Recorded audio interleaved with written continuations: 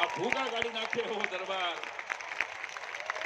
આના જેવો દેશભક્ત માણસ મેં મારી 48 વર્ષની જિંદગીમાં જોયો નથી. ભારત માતા કી.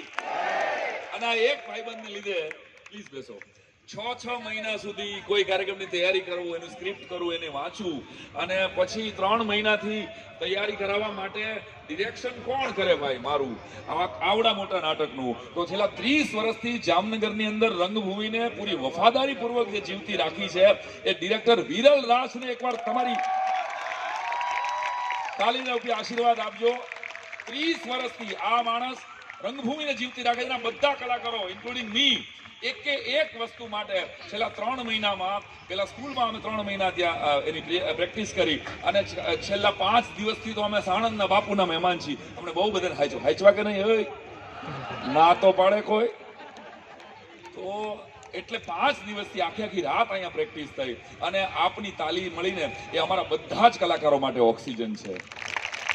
17 વર્ષ એટલે આ વખતેનું 18મું વર્ષ વીરાંજલિનું છે. એટલે હું બાપુને હસતા હસતા કહેતો હતો કે ગુજરાતની દેશભક્તિ જુવાન થઈ. 18મું વર્ષ થયું ને ભાઈ, 18મું વર્ષ થાય તો આપણે કાયદેસર ઓલો મતાધિકાર મળે ને, એમ આ ક્રાંતિવીરોને. અને વિશાલ ગઢવી નામના સીઆરપીએફના એક જવાન, જેનો મને ફોન આવ્યો, સુરેન્દ્રનગરના છે મૂળ, અને એનો મને ફોન આવ્યો. મેં કીધું અમે 17 વર્ષથી ગોતીએ છીએ કે ભગતસિંહ, સુખદેવ, રાજગુરુ, દુર્ગા ભાભીના કોઈ પરિવારજનો ક્યાંકથી અમને ફોન તો મળે. તો આ એક ભાઈબંધ મરદ ગઢવી બધા જ પરિવારોને લાવ્યો. તમારી તાલીઓના તાલ સાથે વિશાલભાઈ, માતાજીની રક્ષા કરો.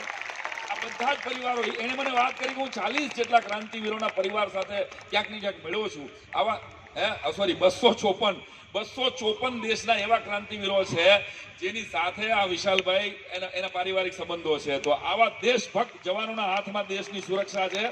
આનું પણ આપણને ગૌરવ હોવું જોઈએ. વિશાલભાઈને પર્સનલી થેન્ક યુ.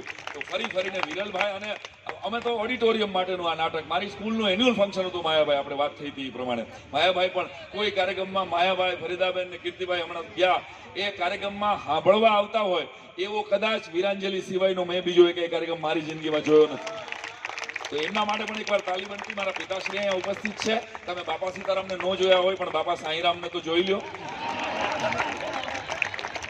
તો મેં ઓડિટોરિયમ પ્રમાણે સ્કૂલનું એક નાટક લખેલું, અને સ્કૂલના નાટકમાં પ્રદીપસિંહભાઈ આવ્યા, અને મેં એને અતિથિ વિશેષ બનાવ્યા. અને છોકરાઓનું નચિકેતાઓનું નાટક જોઈને એને એમ થયું કે આ ગુજરાત લેવલે કરવું જોઈએ. એમાંથી વીરાંજલિ મલ્ટીમીડિયા શોનો જન્મ થયો, અને આવડી મોટી સંખ્યામાં આ જે નાટક કરી શક્યો છે એની પાછળ મારો નાનો ભાઈ અમિત ક્યાં છે, મારું ધ્યાન રાખે છે. અને તમને ખબર છે ને કે અમિત લોકો જેના નામ છે એ લોકો કેવું કડક ધ્યાન રાખે. આ નામમાં બધું જ આવી ગયું. તો કનકસિંહભાઈનો આભાર, ખાસ કરીને અનિલસિંહભાઈનો આભાર કે જીટીપીએલે જે અમને સાથ આપ્યો.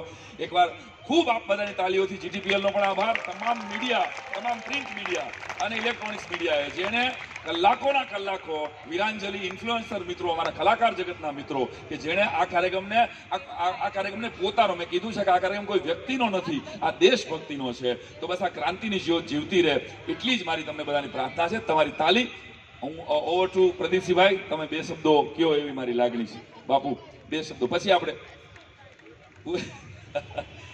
તો તમારા આશીર્વાદથી આ સરસ મજાનો કાર્યક્રમ, 6 મહિનાની અમારી મહેનત સફળ ગઈ. આટલી વિશાળ સંખ્યામાં આપણે સૌ ઉપસ્થિત રહ્યા. વિશેષ રૂપે આ શહીદ પરિવારજનોને સખત વંદન કરું છું. અને ઓવર ટુ વિરલભાઈ.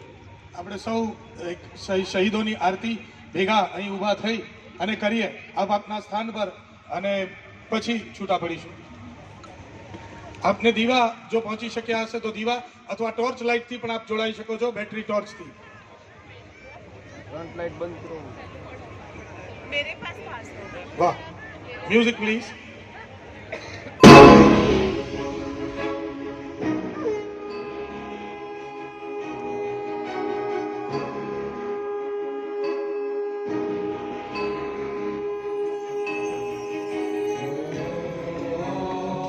આકાશમાં આપણા શહીદો છે, આપણે એ તરફ આરતી કરીશું. ઉપર આકાશમાં